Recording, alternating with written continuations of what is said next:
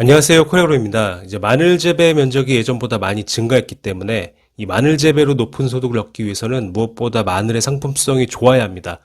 하지만 작년 2021년은 따뜻했던 겨울과 봄에 또 많은 비가 내려서 이 벌마늘 발생이 굉장히 심한 한 해였고, 이제 그로 인해서 많은 농가분들을 어렵게 했는데요.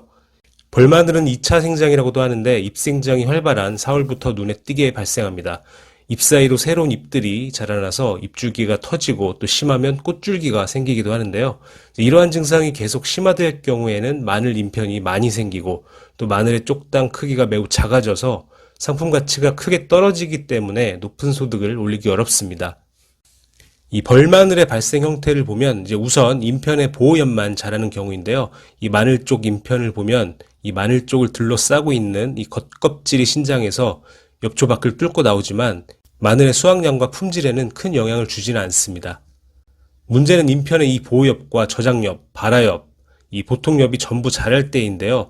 잎 사이로 새로운 잎들이 많이 발생하고 또 그로 인해서 조장양분의 소모가 크기 때문에 이 상품성과 수량 저하가 큽니다. 이런 식으로 생장이 지속되면 분화된 잎편이 또다시 분화돼서 두세 개의 손자 마늘이 생성되고 이 굉장히 작은 마늘이 여러 개가 발생됩니다. 다음은 벌마늘 발생 원인을 살펴보겠습니다. 먼저 품종적 요인인데요. 이 한지형 품종들이 대체적으로 난지형보다 벌마늘 발생이 많습니다. 특히 한지형 마늘을 난지에서 재배하면 발생이 많습니다. 다음은 기상 환경적 요인입니다. 이 따뜻한 겨울 날씨 그리고 지나친 고온, 비가 자주 올 때는 벌마늘 발생이 증가하게 됩니다. 그리고 다음은 재배 관리적 요인인데요. 벌마늘의 발생은 이 잎에서 생성되는 양분이 이 마늘 잎편에 축적되는 양보다 많아지면 이 저장엽이 되지 않고 보통엽으로 성장해서 이 2차 생장이 진행되면서 발생되는데요. 이러한 생육에 영향을 주는 재배 관리적 요인이 여러 가지가 있고 또 이로 인해서 벌마늘 발생이 증가하게 됩니다. 기상 환경은 우리가 어떻게 할 수 없지만 이 재배 관리는 우리가 관리할 수 있습니다. 먼저 파종을 빨리 하고 씨마늘 큰 것을 파종했을 때 벌마늘 발생이 많아지는데요. 일찍 심지 않고 파종 적기를 지켜야 하고요. 또 씨마늘도 큰 것보다는 적당한 크기의 씨마늘을 선정해서 심어야 합니다. 다음은 마늘을 사질토에 심었을 경우입니다. 사질토에 마늘을 심게 되면 벌마늘뿐만 아니라 열구 발생도 많고 또 저장성도 떨어지게 됩니다. 이 마늘은 점토나 점질 양토에서 재배하시는 게 좋겠습니다. 다음은 질소가다 사용 및 늦게까지 추비를 하는 경우입니다. 질소가다 시비로 비료뿐만 아니라 퇴비에도 신경을 쓰셔야 하는데요. 이 퇴비에는 생각보다 많은 양의 양분이 들어있고 또 해마다 연속으로 계속 많이 뿌리게 됩니다. 여기에 겨울이 따뜻하고 또 봄에 비도 많이 오게 된다면 퇴비로도 질소 공급이 많아지기 때문에 벌마늘이 많아질 수밖에 없습니다. 그래서 퇴비도 적당히 사용해야 하고요. 이 비료의 경우도 과하게 주면 당연히 벌마늘이 생기는데 그렇다고 너무 적게 넣거나 생략을 한다면 작황이 부진하고 수확량이 크게 떨어집니다. 그래서 이럴 때 질소를 천천히 꾸준하게 공급할 수 있는 엔텍 같은 완효성 비료를 사용하시면 좋습니다. 하지만 이런 질문을 하시는 경우도 있는데요.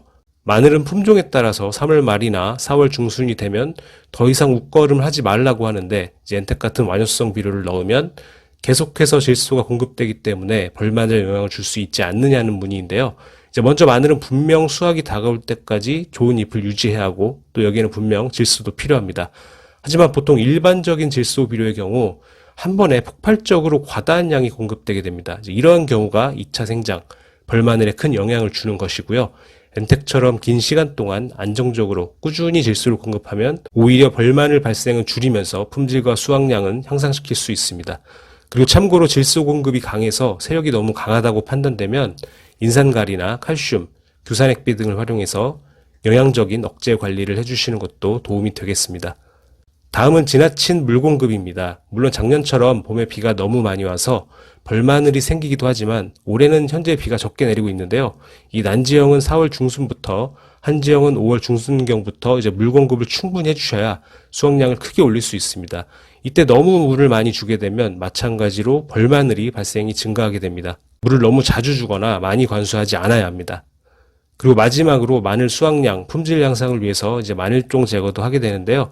이제 마늘종을 빠르게 제거할수록 수확량은 증가하게 됩니다. 하지만 너무 빨리 제거하면 상황에 따라서 벌마늘이 증가하게 되는데요. 이 마늘종 제거 시기도 마늘 수세에 따라서 결정하시는 게 좋습니다. 현재 세력이 너무 좋다면 빨리 제거하는 것보다 늦게 제거하시는 것이 벌마늘 예방에 도움이 되고요. 올해처럼 겨울에 가뭄이 심했고 또 봄에 비가 안 와서 세력이 좋지 않다면 마늘 쪽은 빠르게 제거하시는 게 마늘 품질과 수확량을 향상시키는 데 도움이 될 수 있습니다.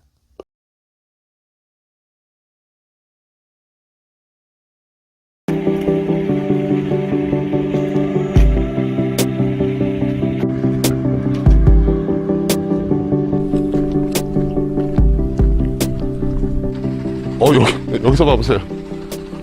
여기서 보면, 이렇게 보면 차이 엄청 많이 나네. 이렇게 봐도 차이가 많이 나는데? 예.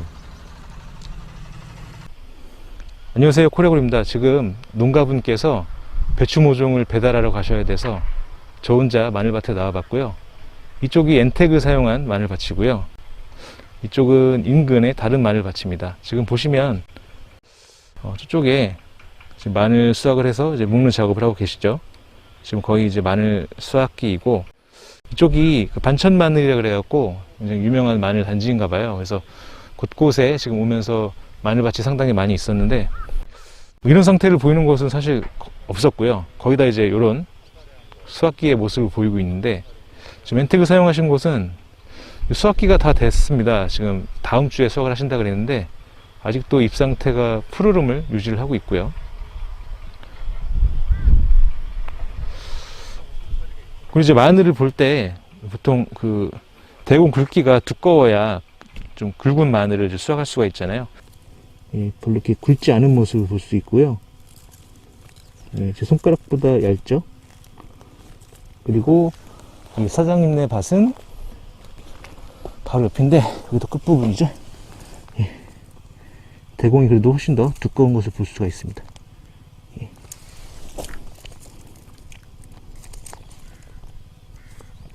전반적으로 대공이 더 두껍습니다. 이쪽보다. 그리고 뭐 잎 상태는 예, 보시다시피 엄청나게 차이가 많이 나고요.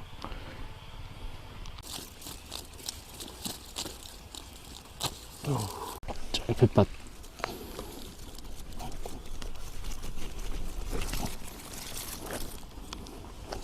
저 옆에 밭 뽑아봤어요. 난지형 분할보다는 작아도 크게 잘 나온 것 같아요. 아, 크기 육쪽이 딱 잘 나왔네. 차이가 나겠네. 차이가 많이 나요. 이게 더 늦게 될 것 같은데. 예, 좀 더 있다 캐면 좀 더 커질 것 같아요. 아니, 근데 이게 지금 고민을 하시는 게, 이 상태에서 지금 안 캐야 되겠다, 이거. 다음 주에 대부분 다 캐는데, 얘는 더 놔둬야 되겠다는 말씀을 하시는 거죠. 왜? 더 클 수 있으니까. 예, 예.